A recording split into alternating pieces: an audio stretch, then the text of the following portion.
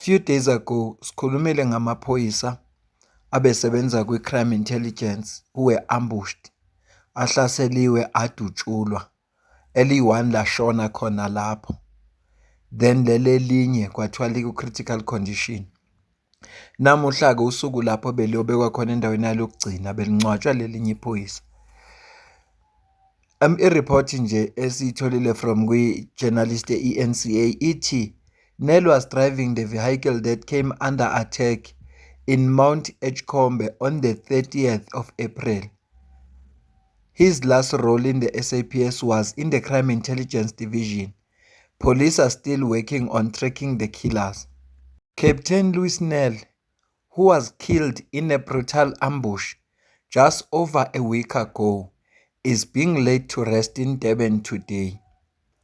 He is being remembered as a decorated police officer who served in the Special Task Force, but he was also a loving father, husband, and a passionate biker. The Provincial Commissioner, Lieutenant General Nhlanhla Mkhwanazi, and KZN Premier Thami Ntuli are also here to pay their last respect. Ibuhlungu ngempela lento eyenzekile, ikakhulukazi emndenini ngoba uphume lo muntu beyitshethe uzobuya ntambama. Bebeyitshethe nawo uzobuya njengawo wonke abantu abuyele ekhaya. Kodwa kwenzekanga.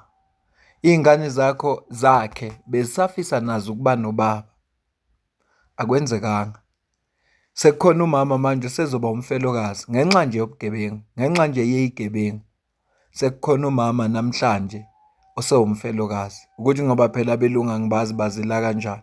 Esikhathini esiningi sike siwasola amaphoyisa ikakhulukazi ase-KZN ngoba mabedibana nezigebengu zaze zadubula kuqala nje lezo zigebengu bazidubula zife. Sikhulume konke sikuthandayo sesithi lamaphoyisa wabopha ayabulala. Kanti laphayana it's either you kill or you are being killed wena. Kukabili. Uma lo muntu ungenzanga isiqiniseko ukuthi uyamdubula uyafa, uzodubula wena ufe. Futhi izigebengu ngephathi ibhame ezinkulu kuneza amaphoyisa. Izigebengu futhi azinamusa. Kodwa engingakusho ukuthi lezi zigebengu isenkingeni. uGeneral Mkhwanazi udlulisa imessage oyizwayo ukuthi iyasinda. Wathembisa amaphoyisa, wathembisa ngisho ama-members e-Special Task Force. For me, on my side, having won the badge, having gone through the trouble that Captain Nel has gone through, I understand the pain and the anger that the members, especially the members of Special Task Force, will have in this day. That one criminal is able to eliminate one of our operators, the highly trained member of the Special Task Force. I can give you assurance, operators, and all of you that are here, that we'll find them. We will find the killers, dead or alive. We will find them. Pretty soon. I can give you that assurance. Konakele. Yabona uGeneral Mkhwanazi usebanikeze assurance ngoba uthi uyazi ukuthi bathukuthele. Kodwa ubanikeze assurance ukuthi bazobathola lababulali. Dead or alive kodwa kusala bazobathola. Leyo nkulumo isho likhulu ukuthi bazobathola bephila noma befile kodwa bazobathola. Yabona mina ngokucabanga kwami lezi zigebengu uzothi mayihlana lamaphoyisa zivele ziwadubule bese amaphoyisa ayazidubula back zishona. Lokho nje engikucabangayo. Njengoba esho nje uGeneral Mkhwanazi ukuthi khona bazobathola dead or alive kodwa bona bazotholakala. We find ourselves faced with immediate danger on the ground, where criminals don't hesitate to pull out firearms and threaten our members.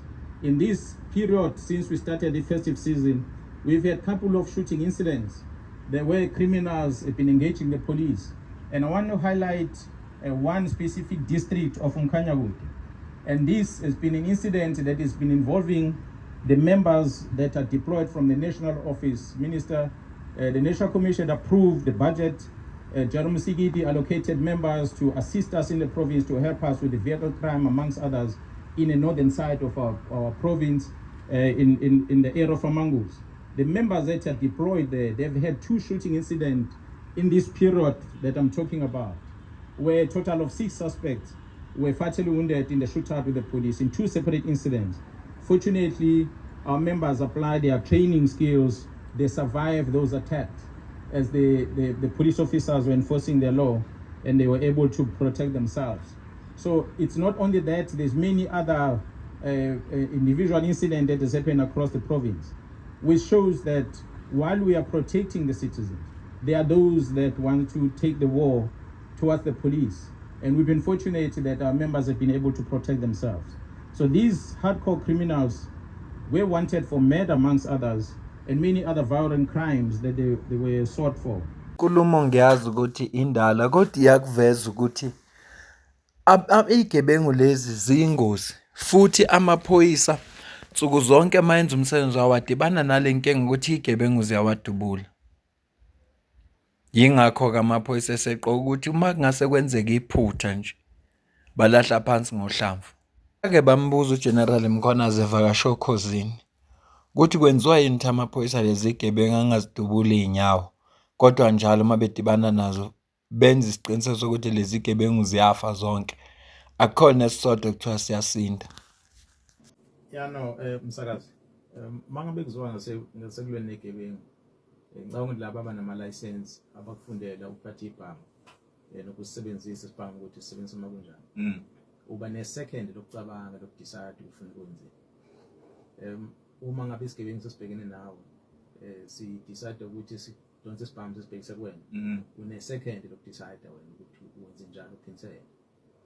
Ngihlale ngisho ukuza kwethu ukuthi inkinga esibuye sibe nayo ukuthi umthetho uthi kufanele sivikele thina, sivikele nabanye.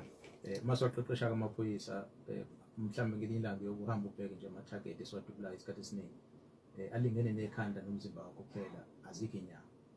Kusho ukuthi uma ngabe sesilikhipha thina isibhamu sesisiqondise, kufuneke sifike kuleyo ndawo le target esifundisa yona, ngoba phela ilapho uzokwazi ukuthi uneutralize khona i-danger, ukuthi i-danger lesikhona ukwazi ukuthi wehle. Ngeke uvele umuntu athi ekhomba ngesibhamu esimduba unyawo ngoba uzodubula ikhanda. Okay. Njalo nje msakazi, okusiphatha kambi ukuthi umphakathi yebo kuyazwela uma umzali ingane yakho mehluko.